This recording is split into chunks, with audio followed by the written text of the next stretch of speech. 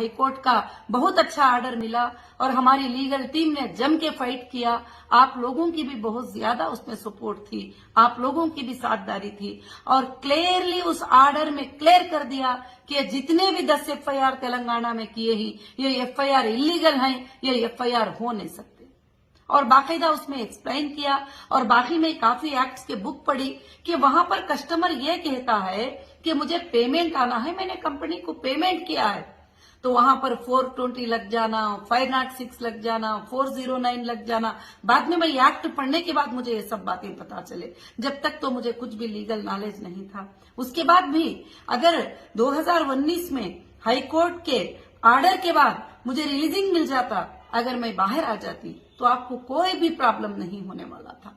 आपको मैं ये बातें आज इसलिए एक्सप्लेन करना चाहती हूँ, इसके पीछे कौन है। ये जो तुम्हें बहकाते हैं ना कि हम पैसे दिला देंगे, हम इन्वेस्टर की फिक्र कर रहे हैं, इन्वेस्टर की फिक्र नहीं कर रहे हैं। जब इन्वेस्टर का काम होने पे आ जाता है, जब इन्वेस्टर को पैसे मिलने का दिन आ जाता है, जब इन्वेस्टर का काम क्लियर हो जाता है और इन्वेस्टर आसान हो जाएंगे, हीरा ग्रुप आसान हो जाएगी, उस वक्त में ये लोग क्या करते हैं, किसी ना किसी को एजेंसी को इन्वॉल्व करके वो एजेंसी को हमारे ऊपर भेज के फिर से डिले कराते हैं इस काम में।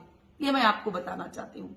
2019 में जब ऑर्डर आता है तो ऑर्डर आने के बाद वापिस महाराष्ट्र की पुलिस आती है और वापिस महाराष्ट्र की पुलिस आके हाईकोर्ट की बेल पे भी मुझे रिलीज ना होने पर मुझे लेकर चले जाते हैं, मुझे लेकर जाते हैं, फिर वहां पर पीटी वारंटों में 1 साल तक रखते हैं।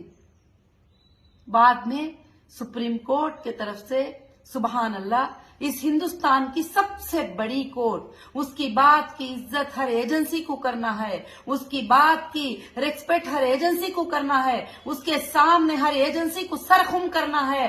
उस कोर्ट ने ये फैसला दिया कि अब हीरा ग्रुप जो है अपने इन्वेस्टर जो साथ रहते हैं उनको रखकर, जो जाना चाहते हैं उनको भेजकर वो अपने बिजनेस को रन कर सकती है और उसके बिजनेस प्रेमाइसेस को ओपन करो, उसके ऑफिसेस को डीसील करो और उसको बिजनेस करने का परमिशन दो। इतनी बड़ी अदालत का ये फैसला था, ये हमारे लीगल टीम की जीत थी और हमारी लीगल टीम की फाइट और आपकी दुआएं, आपका सपोर्ट था। उसके बाद डे बाय डे, दिन बाय दिन अब कंपनी पैसा देगी। कैसे पैसा देगी? कंपनी तो या तो लैंड पे इन्वेस्ट करी है, या तो प्रोडक्ट पे इन्वेस्ट करी है, या तो बैंक में होल्ड हो गई। मैंने कोई चुराया नहीं है, मैंने कोई गलत वादा नहीं किया है। जितने भी इन्वेस्टर थे अग्रीमेंट करके नफे और नुकसान में हिस्सेदार है करके हमारी कंपनी में आए थे और अल्हम्दुलिल्लाह 1998 से लेकर 2018 तक कभी भी कोई प्रॉब्लम किसी इन्वेस्टर को नहीं था। इस बात का लाखों लोग, आप लोग गवाह हैं इस बात का।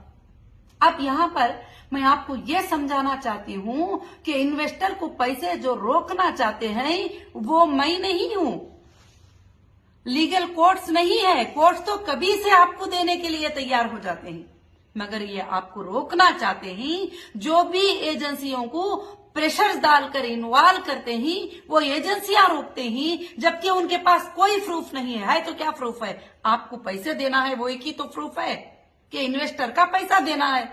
वो मैं रेडी हूं देने के लिए, कोर्ट भी रेडी है देने के लिए। बार बार सुप्रीम कोर्ट ने कहा है कि मुझे इस बात की फिक्र है कि मुझे इन्वेस्टर का कम है, उनके पैसे दिया जाए। और अब 4 लोग यूट्यूब पे बैठकर ये बोलते रहे कि वो अरेस्ट हो जाएंगे तो अच्छा रहेगा, उनको अरेस्ट कर देंगे। तो अरे भाई, मैं तो कहती हूं कि अगर तुम्हें पैसा मिल जाना है तो आप आ जाइए, मैं बुलाऊंगी, एक दिन डेट रखूंगी, ऐसे कॉलोनी पे आ जाइए। इस वक्त आप उस लैंड को देख लीजिए जो 33,000 स्क्वायर यार्ड मैंने 200 करोड़ दे के, चेक से पैसे दे के, डीडी से पैसे दे के सैयद अख्तर साहब से जो परचेज करी थी, उस लैंड को देख लीजिए। वो मैंने तुम्हारे लिए सेफ किया है। कंपनी की सबसे बड़ी प्राइम प्रॉपर्टी मैंने इन्वेस्टर के लिए जमा कर दिया है। सब चीजें सुप्रीम कोर्ट में कि अगर एक बायर नहीं लेगा तो दूसरा बायर ले लेगा। ये लोग जो है यहाँ पर परेशान है। अच्छा, सुप्रीम कोर्ट ने जो है डीमार्केशन का ऑर्डर देने के बाद, सुप्रीम कोर्ट के ऑर्डर के ऊपर डीएम आके डीमार्केशन करने के बाद वहां पर कई एजेंसियों के आईओएस वहां पर ठहरे रहे गवाह के तौर पे। वो सब कुछ होने के बाद भी यहाँ पर जो है लैंड के ऊपर बैठना, कब्जे करना, होटल्स बनाना, स्पोर्ट्स के ग्राउंड बनाना, अगर हम जाते हैं तो वहां पर जो है जुल्म करना, तो कोई भी बैयर वहां जाता है तो कौन बैयर जो है उसके लिए पेमेंट क्रेडिट करेगा? जो इस तरह के जो है काम करते हैं, ये कौन करवाते ही? ये जो बैठकर आपको कहते हैं ना कि हम पैसे दिला देंगे, हम पैसे दिला देंगे, उनके हाथ से ये लोग करवाते हैं, क्योंकि उनको पैसे दिलाना मकसद नहीं है, ये लैंड को कब्जा कर लेना मकसद है।